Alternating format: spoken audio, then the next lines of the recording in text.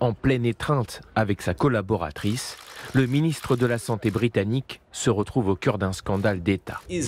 Matt Hancock, 42 ans, marié et père de 3 enfants, est donc infidèle.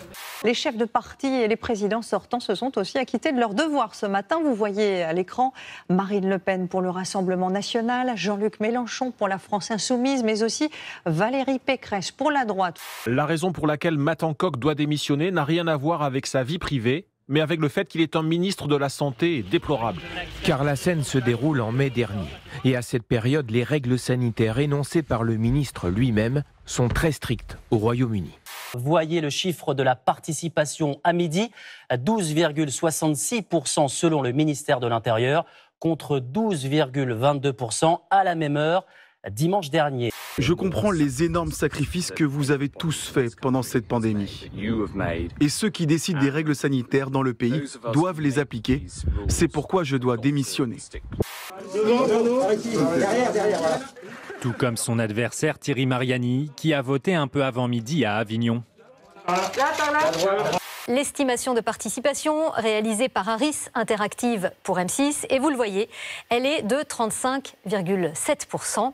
Si nous ne prenons pas les mesures qui sont attendues, la reconnaissance du vote blanc, le droit au référendum d'initiative citoyenne et au référendum révocatoire, la fin de la monarchie présidentielle, bref, la 6e République.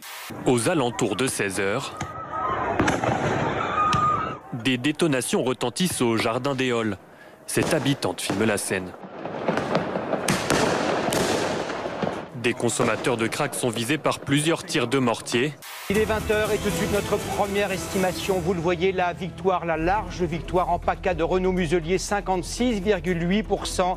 Il devance très largement le candidat du Rassemblement national, Thierry Mariani. Très soulagé le président sortant parce que les scores sont plus larges que prévu. Il pensait, Renaud Muselier, venir tard ici s'exprimer. Il pensait que ce serait serré toute la soirée. Finalement, il vient assez tôt ici.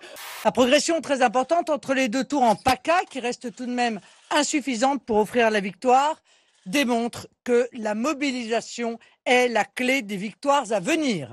Et là aussi, Xavier Bertrand l'emporte, 52,9% des suffrages pour le président sortant. Score assez large, devant Sébastien Chenu du RN, 25,7%. Ce chemin de l'espoir, il démarre maintenant. Il démarre ici. Vive les Hauts-de-France, vive la République et vive la France. Nous allons écouter le candidat de La République En Marche dans la région Auvergne-Rhône-Alpes, c'est Laurent Wauquiez. On a donné son score tout à l'heure. Qu'est-ce que j'ai dit ? Des Républicains, oui, on s'y perd. Erreur. C'est un tropisme. Et voilà.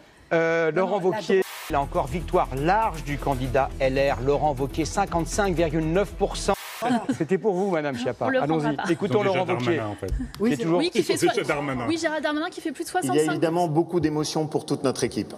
Le philosophe lisant de Fragonard, mis à prix à 1,2 million d'euros, est adjugé à 6,3 millions. C'est 5 fois la valeur estimée. Et l'acheteur, je peux vous l'annoncer, puisque j'ai le droit de vous le dire, c'est un acheteur français.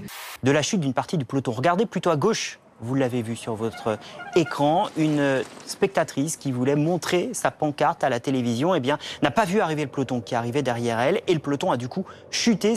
Derrière ce philosophe lisant, l'œuvre du Français Jean-Honoré Fragonard, retrouvée presque par hasard en janvier, lors de l'inventaire d'une demeure bourgeoise de Champagne.